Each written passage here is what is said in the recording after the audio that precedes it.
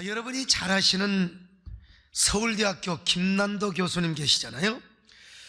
그분과 소비 트렌드 분석센터는 트렌드 코리아 2016에서 한국 소비 문화 흐름, 소비 트렌드의 키워드를 몽키바스로 설정을 했습니다. 몽키바는 어린이 놀이터나 군대 유격장에서 볼 수 있는 구름다리를 말합니다. 다시 말하면 2016년은 대한민국을 둘러싼 정치적, 경제적, 사회적 위기가 깊은 고를 이루게 될 것이라고 예측을 했습니다. 그렇기 때문에 원숭이가 구름다리를 넘듯 신속하고 현명하게 건너야 무사히 안정된 2017년도를 맞이하리라고 예측을 했어요. 그들의 정치, 경제, 사회적 예견은 크게 볼 때 아주 정확했다고 할 수 있습니다. 우리 사회가 몽키바를 염두에 두고 정치, 경제, 사회적 위기의 깊은 고를 원숭이처럼 아주 신속하고 현명하게 건너야 했잖아요. 근데 우리 사회는 위기의식이 없이 안일하게 대처하고 독단에 빠졌다가 그야말로 위기를 맞았던 것입니다. 대통령도 탄핵으로 안 가고 얼마든지 위기를 넘길 수 있었는데 미적거리다가 그만 실기를 해버리고 말았습니다. 국회도 총리를 추천해서 세웠더라면 이렇게까지는 안 갔을 텐데 조정을 못하고 결국 국민도 촛불 탄핵이라는 끝장 드라마를 연출하고 만 것이죠. 우리 교기도 마찬가지입니다. 계속 미적거리다가 연합기관도 하나 되지 못하고 결국 새해를 맞이했습니다. 한국 교기는 언제까지 이대로 계속해야 할 것인가? 몽키바를 지혜롭게 건너지 못한 2016년도가 참 가슴이 아프기만 합니다. 자, 그러면 2017년 대한민국 소비 트렌드 키워드는 뭔지 아십니까? 바로 그것은 치킨런입니다. 올해는 닭의 해가 아니겠어요? 치킨런이라는 애니메이션 영화를 보면 영국의 어느 양계장의 닭들이 닭장에 갇혀서 일어나 맨날 알만 까고 있어요. 미래가 없다고 볼 수 있죠. 뭐 어디에 나돌아다닐 수도 없고 말이죠. 그런데 욕심 많은 주인 아줌마가 알만 가지고는 만족을 못해서 치킨 파이를 만드는 기계를 도입해 왔습니다. 그러니까 그때부터 닭들이 언제 죽을지 모르는 운명에 처하면서 언제 도축이 될지를 모른단 말이죠. 닭장을 탈출해야 그들은 삽니다. 그때 로키라고 하는 슈퍼닭이 나타나서 마침내 닭장을 탈출할 수 있는 방법을 찾아냅니다. 그래서 닭들이 함께 날 수 있는 제트키를 만들어서 마침내 닭장을 탈출하게 되죠. 절체절명의 위기에 처하자 닭들이 어떻게든지 닭장을 탈출하고 몸부림치다 비상의 날개를 펴고 극적으로 울타리를 탈출한 저 치킨런의 주인공들처럼 2017년도에는 한국 사회에 반드시 치킨런 비상을 해야 한다. 오늘 여러분, 이 나라가 먼저 2017년에 비상을 해야 될 줄로 믿습니다. 대한민국이 비상하기 전에 먼저 여러분이 비상하시기를 바랍니다. 여러분이 날아가시기를 바랍니다. 높이 높이 웅비하시기를 바랍니다. 비상하시기를 바랍니다. 제가 예수 믿고 목사가 된다고 집에서 쫓겨난 후 광주신학교를 들어갔습니다. 그래서 광주신학교 기숙사에서 잠을 자는데 저녁마다 가위 눌리는 꿈을 꿉니다. 살다 보면 우리가 무의식의 그 억압이 있지 않습니까? 가끔 여러분 가위 눌리는 꿈을 꿀 수 있잖아요. 저는 그런 심리 상태, 그런 영적 상태가 계속 이어졌습니다. 계속해서 꿈에 무슨 그냥 나쁜 영들이 나타나고 도깨비들이 막 떼를 지어가지고 말이요, 막 꿈속에서 막 그들이 목을 졸라대고 막 온몸을 그냥 눌러대고 말이죠. 제가 한동안 몸부림을 치다가 마침내 주여 믿습니다 그래야 한다든지 제가 꿈속에서 내가 나사렛 예수 이름으로 명하노니 물러가라 그러면은 여러분, 중국 무술 영화에서 한 사람이 막 수십 명을 막 꽉 들어올리잖아요. 그러면 막 공중분해가 되듯이 저도 한순간에 막 그들을 들어 올려버린 것입니다. 그러다가 잠에서 깨어서 기도하고 그런 일이 몇 달이나 계속되었습니다. 밥은 굶다시피 하니 막 몸은 야위어가지요. 그리고 광대뼈는 쑥 나오고 머리는 띵하고 저를 불쌍히 여겨요. 그냥 하늘을 보면 뉘래가지고 햇빛을 보면 팍팍 쓰러지고 그 군선교를 하시는 어느 여전사님이 공짜로 저 광주 국군 통합병원에 저를 데리고 가서 거기 잘하시는 예수 믿는 신경외과 의사 선생님이 저를 진료를 해주는 거예요. 결과는 결국 영양실조로 판명이 났습니다. 햇빛을 보면 머리가 띵하고 빙글빙글 돌아요. 그런데 거기서 링거 한 대를 딱 놔주는데 그걸 맞고 나오니까 노란 하늘이 푸르르게 보이고 저 길가에 있는 들꽃들이 그렇게 아름답게 보이더라고. 그런데 제가 하루는 정말로 감당할 수 없는 꿈을 꿨습니다. 이제는 몇백 명이 아니라 뿔난 도깨비에서부터 드라큘라, 미친 여자, 남자 귀신 할 것 없이 막 그냥 저 중국 영화 초안지라는 영화에서 나오는 항우에 셀 수 없는 그 많은 군사들, 악령들이 저를 에워싸우고 있어요. 여러분, 수십 명이 아니요, 이번엔 도저히 저의 능력으로 안 될 것 같아요. 예수의 이름으로 물리쳐도 내 꿈속에서 안 되는 것 같아요. 말이 나오지도 않고 초자령 아니라 관우가 나와서 청룡도를 휘둘러도 그 인의 전술을 어떻게 여러분 이기겠습니까? 어디로 도망갈 수도 없고 아이고 나는 포위되어 죽었다 그랬는데 꿈에 하늘에서 갑자기 하얀 세마포 조각이 2개가 저에게 내려오는 거예요. 그때 제가 그 세마포 조각을 붙잡고 내가 그냥 날갯짓을 해본 거예요, 꿈에. 야, 여러분, 세마포 조각을 딱 잡고 날갯짓을 여러분 날아가는 거예요. 할렐루야. 나 그렇게 한번 날아봤으면 좋겠어요. 와, 그래서 날갯짓에서 공중으로 훨훨 날아서 그놈들을 따돌린 적이 있습니다. 날아가면서 얼마나 기가 막히든지 제가 그놈들한테 뭐라고 말한 줄 아세요? 네. 야, 참 기가 막혀. 잠에서 깨니까 막 온몸이 땀으로 축축해가지고 저는 그렇게 신학교를 다니면서 꿈에서까지 영적 전쟁을 해야 했습니다. 그런데 세마포 조각을 들고 날개를 치며 솟구칠 때의 그 기분, 여러분, 이건 말로 표현할 수가 없습니다. 그때의 쾌감, 그때의 통쾌함, 그 전율을 어떻게 제가 표현할 수 있겠습니까? 마치 중국 영화에서 나오는 것처럼 막 날아가는 장면이 있잖아요. 막 날아가야 되라. 근데 오늘 본문에서 이야기를 말씀하고 있습니다. 자, 이사야 40장 31절을 보실까요? 시작. 오직 독수리가 날개치며 올라가 뭉글뭉글 드시오. 다른 박질하여도 피곤치 아니하겠고 걸어가다 피곤치 아니하리로다. 여러분, 사람이 걸어갈 때도 있고 그리고 비상시에는 뛰어갈 때도 있고 더 비상시에는 여러분 날아가야 할 때가 있어요. 그런데 하나님께서 우리가 날아가도록 하나님이 새 힘을 허락하여 주신다는 것입니다. 하나님이 주시는 새 힘으로 독수리가 날개침과 같이 올라가 솟구치며 비상할 수 있다는 것입니다. 주여, 2017년에 우리 모두가 날개치며 솟구치게 하여 주옵소서. 비상하며 웅비하게 하여 주옵소서. 여러분, 2017년도는 여러분들이 걸어가도 피곤하지 마시기를 바랍니다. 달려가도 곤비하지 마시기를 바랍니다. 하나님이 새 힘을 주셔서 2017년도에 날아가야 할 때 날아가시기를 바랍니다. 위기가 닥치고 고난이 닥치고 아니 어떤 상황이 여러분을 비상하게 하여 할 때는요, 날갯짓을 하시기를 바랍니다. 웅비하시기를 바랍니다. 저 치킨런의 주인공들처럼 비상할 뿐만 아니라 여러분 모두가 독수리처럼 웅비하시기를 축원합니다. 여러분, 오늘 본문이 이런 배경에서 나와요. 자, 어떤 배경인 줄 아십니까? 지금 이스라엘 백성들이 바벨론에 끌려가 70년 동안 종노릇해요. 근데 정작 이스라엘을 끌어간 바벨론은 망하고 메데파사가 그들의 주인이 되었습니다. 그런데 하나님께서 고레스 왕의 마음을 감동하셔서 이스라엘을 해방시킨다는 거예요. 그래서 바사에서 예루살렘 고토로 돌아가게 하신다는 것입니다. 그러나 막상 그들이 저 메데파사에서 예루살렘까지 돌아가려고 하니까 여러분 엄두가 안 나는 거예요. 용기가 안 나요.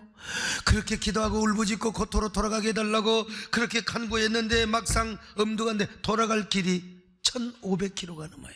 그것도 광야 길이요, 사막 길이란 말이죠. 어떤 장애물이 있을지 몰라요. 적들이 포진해 있을지도 모른다는 것입니다. 게다가 그곳에 장만한 집과 부동산을 처분하고 아무 미련 없이 저 예루살렘으로 간다고 하는 게 엄두가 나지 않았단 말이죠. 오늘 여러분, 우리도 그럴 때가 있습니다. 무슨 일을 놓고 기도하고 굉장히 간절하게 간구합니다. 근데 막상 그 일이 하나님이 응답을 하시고 나면 엄두가 안 날 때가 있습니다. 건축할 수 있도록 하나님 기도해요. 그런데 막상 건축허가가 나요. 땅이 부러져요. 근데 막상 돈 내서 지으려고 하니까 엄두가 안 난다 이 말이요. 유다 백성들이 그랬습니다. 그들은 1500km가 넘는 길을 걸어갈 힘도 없었고 용기조차 없었습니다. 에스겔 선지자가 표현한 대로 그들은 마치 골짜기에 누워있는 영적인 송장이나 뼈다구와 같은 이런 형편에 있었습니다. 그러나 하나님께서 그들에게 위로와 힘과 용기를 주신다는 거요. 먼저 하나님께서 그들에게 광야의 대로를 만들어 주겠다는 것입니다. 그들이 가는 길은 평탄하게 해주며 낮아지게 했다는 거예요. 여러분, 골짜기가 있으면 도두어 주며 언덕이 있으면 낮아지게 해주며 울퉁불퉁하고 꼬불꼬불한 험한 길은 평평한 고속도로로 만들어 주겠다고 하나님이 미리서 말씀하셨습니다. 이사야 40장 3절로 4절입니다. 시작. 외치는 자의 소리요. 이르되 너희는 광야에서 여호와의 길을 예비하라. 사막에서 우리 하나님의 대로를 평탄하게 하라. 골짜기마다 도두어지며 산마다 언덕마다 낮아지며 고르지 아니한 곳이 평탄하게 되며 험한 곳이 평지가 될 것이. 그래서 이사야 43장에서 이렇게 말씀하고 있습니다. 이사야 43장 19절 시작. 보라, 내가 새 일을 행하리니 이제 나타날 것이라. 너희가 그것을 알지 못하느냐. 반드시 내가 광야의 길을 사막에 강을 내리니. 여러분, 하나님께서 여러분 앞길에 이런 길을 내주시기를 바랍니다. 여러분의 인생이 광야일지라도 올 한해도 광야를 갈지 모르지만은 그러나 여러분 그 광야길에 하나님의 평평한 대로를 열어주시기를 바랍니다. 하나님의 새 힘을 주시기를 바랍니다. 그런데 여러분, 광야의 고속도로만 내어줄 뿐만 아니라 거기에 길가에 강도 만들어 주시겠다는 것입니다. 저 메데파사에서 예루살렘까지 오려면 아라비아 광야를 건너야 합니다. 아라비아 광야가 얼마나 광활한 곳인 줄 아세요? 그런데 그 길을 걷는데 하나님께서 아라비아 광야에 고속도로 평평한 길을 내어주겠다는 것입니다. 목마르지 않도록 그 좌우 길가에 강을 내어주겠다는 것입니다. 그래야 여러분, 식물도 살고 인간이 그 물을 마시면서 그 1500km가 넘는 길을 걸어가야 될 것 아니겠습니까? 자, 이걸 우리가 문자적으로만 해석을 할 것인가? 물론 상징적으로 해석을 해야 되겠죠. 비록 하나님께서 고속도로를 내지 않고 강을 내지 않더라도 그런 길을 걷는 것처럼 얼마나 사뿐사뿐하고 얼마나 마음이 상쾌하고 희망이 넘치도록 하나님이 함께 해 주시겠다는 것입니다. 하나님이 그들을 떠나지 않으시고 그들과 동행하여 주시며, 그렇지 않습니까? 오늘날도 아무리 고속도로 같은 평지를 걸어가도 혼자 걸어가거나 원수 같은 사람과 걸어가면 얼마나 불편합니까? 얼마나 지루해요. 그러나 아무리 험한 길이라 할지라도 사랑하는 사람과 당신이 없으면 나는 못 사는 그 사랑하는 사람과 내가 함께 걸어가면 거리가 문제입니까? 시간이 문제입니까? 얼마나 발걸음이 가볍고 마음이 설레이는지 몰라요. 여러분, 2017년 동안 사랑하는 주님과 함께 길을 동행하시기를 바랍니다. 주님과 함께 걸어가시기를 바랍니다. 슬프나 즐거우나 공고할 때나 형통할 때나 기쁠 때나 여러분 언제나 주님과 동행하시기를 축원합니다. 그럴 때 여러분의 마음이 먼저 감사가 넘칠 것입니다. 기쁨이 넘칠 것입니다. 설레임이 넘칠 것입니다. 그리고 찬양이 넘칠 줄로 믿습니다.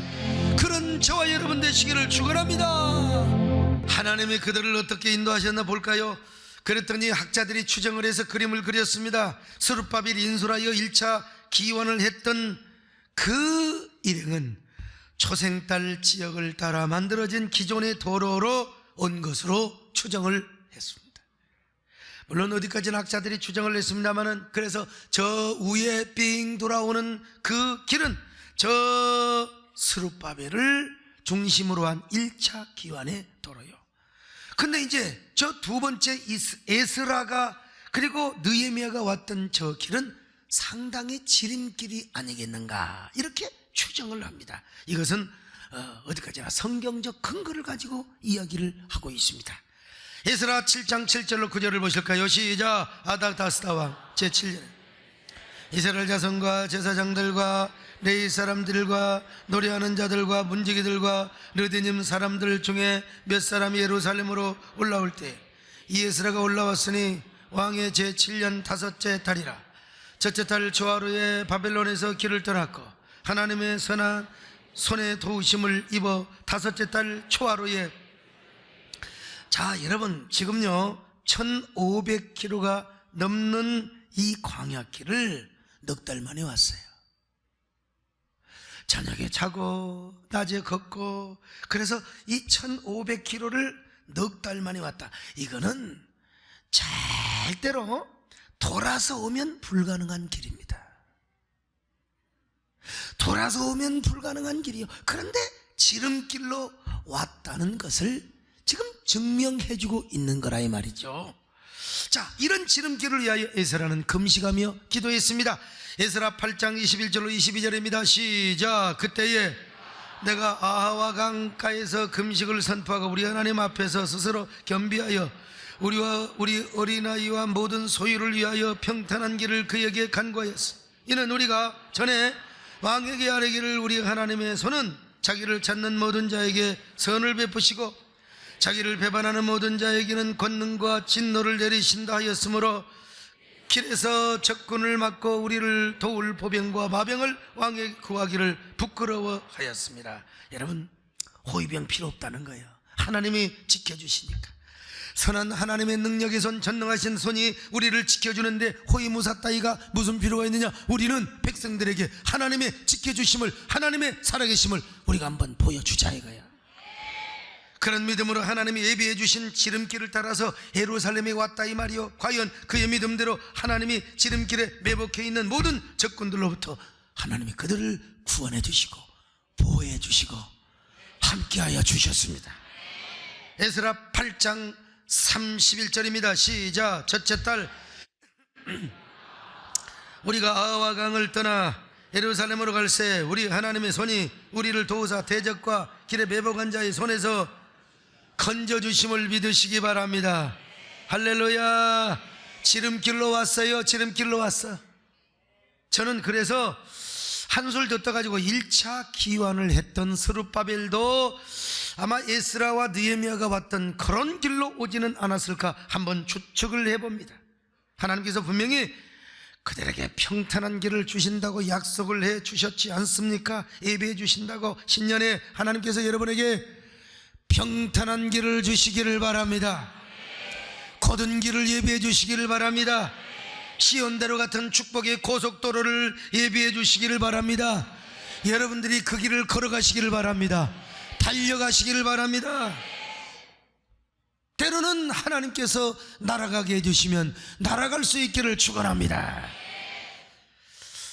물론 이렇게만 해석을 하면 좀 성경을 문자적으로 치우된 해석이라고 할 수 있을지 모르겠습니다. 분명한 것은 하나님께서 그들에게 고속도로나 지름길을 만들어주지 않았다 할지라도 그들과 동행하여 주셨다는 거요, 그들에게 새 힘을 주셨다는 거요, 그들을 대적으로부터 구원해 주셨다는 겁니다.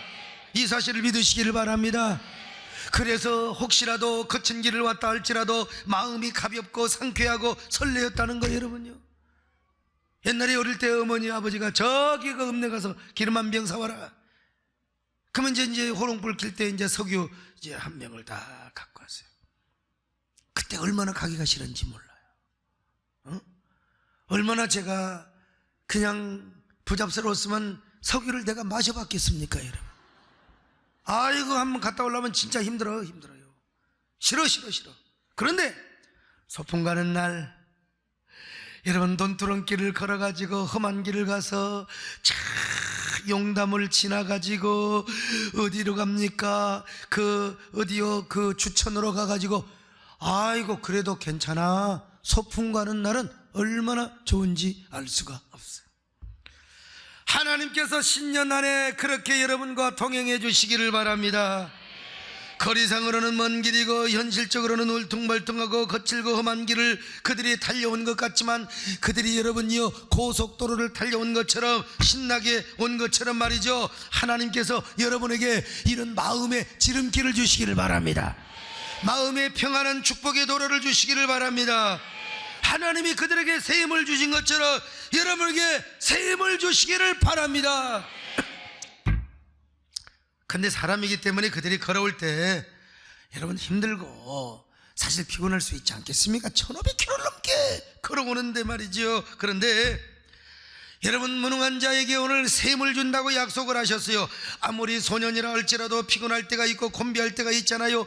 아무리 장정이라 할지라도 쓰러지고 넘어질 때가 있죠. 그러나 하나님께서 그들에게 새 힘을 더하시리라. 걸어가도 피곤치 아니하며 그리고 달려가도 피곤치 않는 축복을 주신다는 것입니다. 자, 성경을 확인해 봅니다. 이사야 40장 29절로 31절 시작. 힘을 더하시나니 소년이라도 피곤하며 곤비하며 장정이라도 넘어지며 쓰러지되 오직 여호와를 앙망하는 자는 새 힘을 얻으리니 독수리가 날개치며 올라갈 것이요 다름박질하여도 피곤치 아니하겠고 걸어가도 곤비치 아니하리로다. 근데 여러분, 이걸로 끝나는 게 아니에요. 하나님께서 새 힘을 주셔서 때로는 날아가게 하신답니다. 날아가게 하신다는 거예요. 그것도 참새나 종달새 같이 날아가는 것이 아니라 독수리가 날개치며 올라감같이 올라가게 하여 주심을 약속하여 주셨습니다. 여러분, 광야의 독수리가 얼마나 힘이 있게 비상한 줄 아십니까? 우리 머릿속에는 독수리 하면은 솔개나 매 같은 새밖에 생각이 안 나. 광야의 독수리는 여러분 솔개나 매 같지 않습니다. 광야의 독수리가 얼마나 힘이 넘치는지 광야에 돌아다니는 사냥이나 염소를 낚아채요. 세상에 어떤 때는 늑대, 승냥이, 여러분 늑대가 얼마나 사나운데 여러분 딱 와가지고 유튜브에서 안 봤습니까? 늑대의 등허리에 올라타가지고 그 날카로운 그 모여 팔톱으로 이 늑대의 두 눈가를 파버려.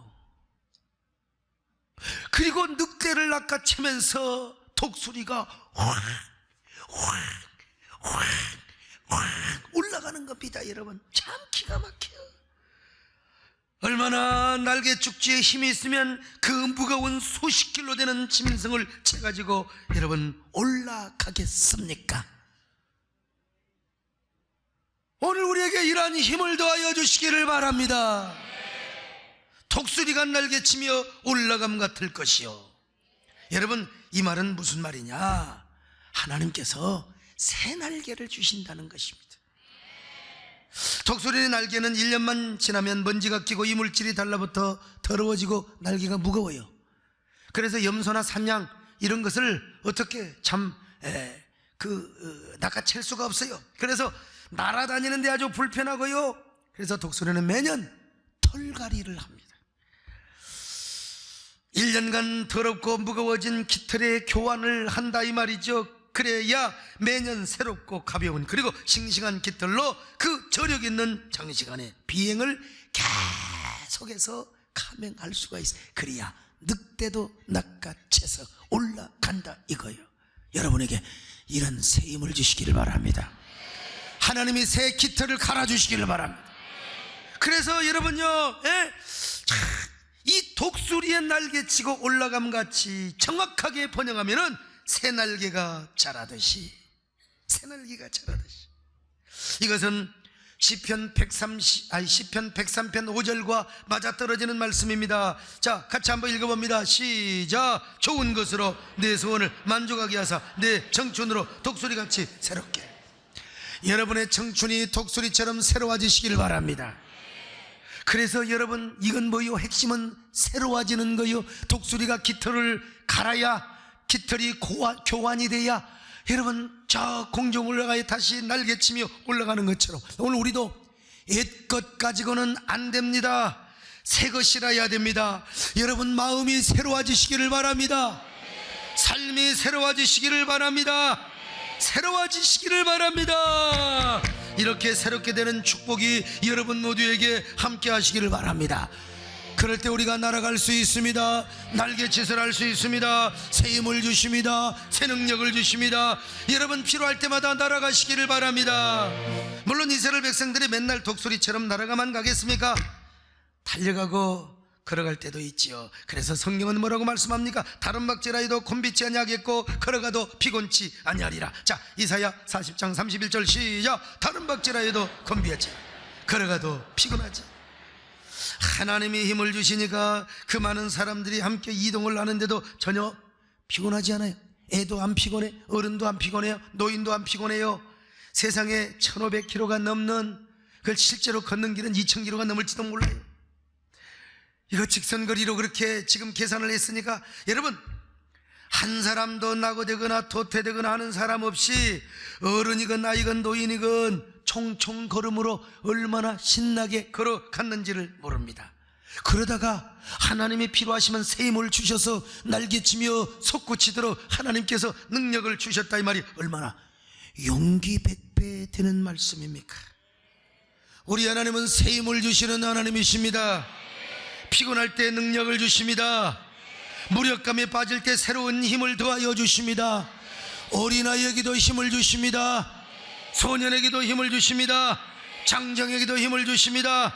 노인에게도 힘을 주십니다. 우리 하나님은 새 힘을 주시는 하나님이십니다. 새 능력을 주십니다. 새해 하나님이 새 힘을 주시기를 바랍니다. 환자들에게도 새 힘을 주시기 바랍니다. 암병이 든 자에게도 새 힘을 주시기를 바랍니다. 부족한 종에게도 새 힘을 주시기를 바랍니다. 여러분 모두에게 청년의 영을 더하시기를 바랍니다. 소년의 영을 더하시기를 바랍니다. 우리 남진쌤 청년의 영이 임하시기를 바랍니다. 여러분 우리 장로님들 소년의 영이 임하시기를 축원합니다. 여러분 모두 우리가 모르는 순간에도 주님께서요 그냥 나의 등 뒤에서 나를 도와주세요. 우리 정권사님 섭섭하시겠네. 정권사님에게도 소녀의 영이 임하시기를 바랍니다. 우리 하나님께서 여러분요 후견인이 되어주신다는 것입니다. 할렐루야. 어떤 사람에게 새 힘을 주시느냐 이거요, 누구에게나 주는 게 아니요, 여호와를 앙망하는 자에게 새 힘을 주십니다. 여호와를 앙망하는 자에게 새 힘을 주세요. 자, 31절 시작. 오직 여호와를 앙망하는 자는 새 힘을. 여호와를 앙망한다, 히브리 말로 웨코의 야훼란 말이요. 이 말은 무슨 말이냐? 하나님만 소망한다는 말이에요. 참을성 있게 인내심을 가지고 하나님을 바라보면서, 위를 바라보면서 하나님만을 대망하는 걸 말합니다. 하나님밖에 없습니다. 여러분 참을성을 가지고 끝까지 인내하며 하나님을 신뢰한단 말입니다. 여러분 새해에는 하나님을 신뢰하시기를 바랍니다. 절망하지 마시기를 바랍니다. 여호와를 앙망하시기를 바랍니다. 하나님이 새 힘을 주십니다. 날개치며 올라감 같은 놀라운 축복을 주십니다.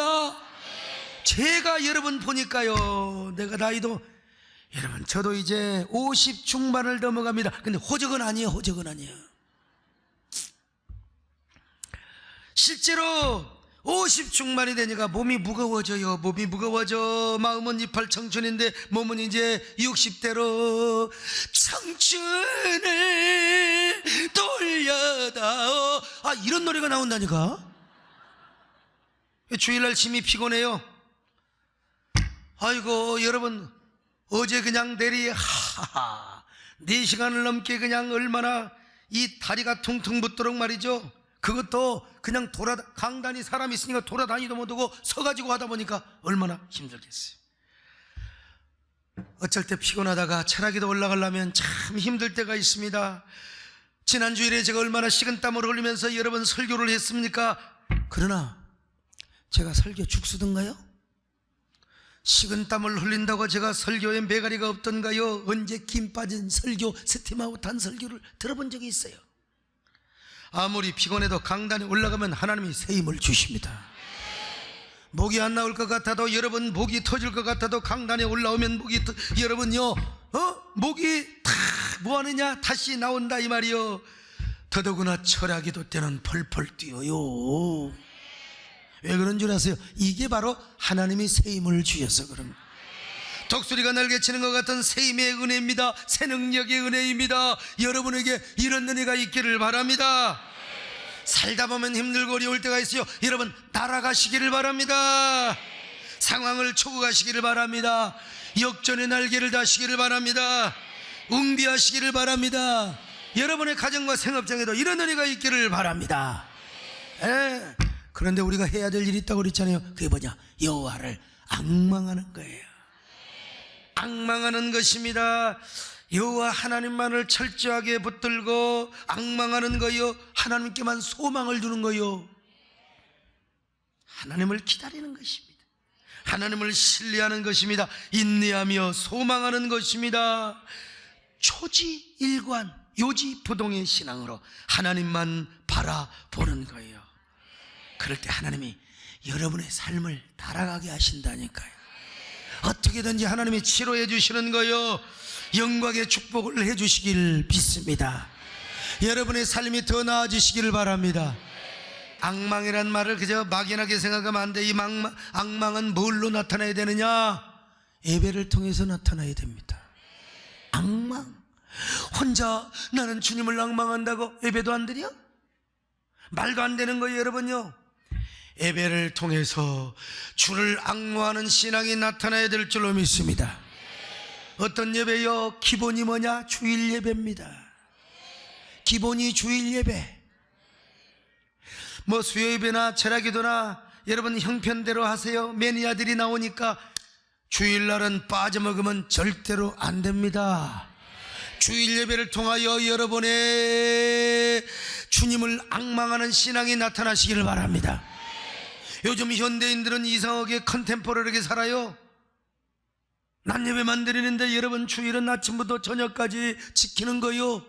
그래서 정말 주님을 앙망하는 사람은 저녁에도 나오시기를 바랍니다. 많은 교회들이 말이요, 저녁 예배를 없애고 낮 예배로 바꿔버리고 오후 예배로 바꿔버리는데 이게 바로 인스턴트리즘. 이게 뭐예요? 편리주의입니다. 편리주의. 우리 청교도 신앙 선교사들이 우리에게 심어주었던 진정한 전통적인 예배는 낮 예배 드리고 저녁 예배 드리는 거요. 여호와를 앙망하는 밤도 되시기를 바랍니다. 오늘 저녁부터 실천하시기를 바랍니다. 그래서 여러분들이 달려가시기를 바랍니다. 뛰어가시기를 바랍니다. 필요할 때는 날아가시기를 바랍니다. 날개치며 솟구치는 삶을 사시기 바랍니다. 하나님이 여러분에게 영혼의 날개에 힘을 다하여 주시기를 바랍니다. 솟구치시기를 바랍니다. 비상하시기를 바랍니다. 그런 저와 여러분 되시기를 주의 이름으로 축원합니다.